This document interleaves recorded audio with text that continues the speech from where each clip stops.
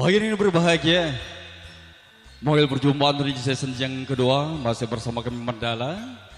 Tentunya kami akan menghibur sampai akhir acara nanti. Tentunya sudah ditiapkan oleh panitia sebatas waktunya.